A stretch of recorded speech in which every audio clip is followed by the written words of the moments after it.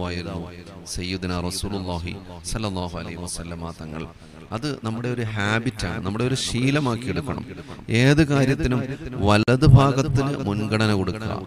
നമ്മൾ കൊച്ചുകുട്ടികൾ ഒരു മിഠായി വാങ്ങിക്കാൻ നമ്മളോട് വരുമ്പോൾ ആ കൈ നീട്ടുമ്പോൾ നമ്മൾ പറയാറില്ലേ, മക്കളെ വലത് കൈ കൊണ്ട് വാങ്ങിക്കൂ എന്ന്. അത് ഹബീബായ റസൂലുള്ളാഹി സ്വല്ലല്ലാഹു അലൈഹി വസല്ലമ തങ്ങൾ കാലേ കൂട്ടി നമ്മളെ പഠിപ്പിച്ചതാണ്. സൊസൈറ്റി എന്നതൊരു പോസിറ്റീവായിട്ട് കാണുന്നു, വലത് ഭാഗത്തെ ഒരു പ്രയോറിറ്റി കൊടുക്കുന്നു എല്ലാവരും.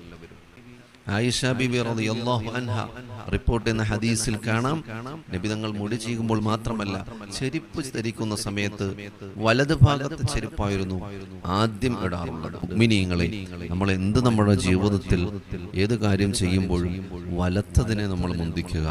നബി സല്ലല്ലാഹു അലൈഹി വസല്ലമ തങ്ങൾ നമുക്ക് പഠിപ്പിച്ചു തന്ന ഒരു സുന്നത്താണ് എന്ന് മറന്നു പോകരുത്.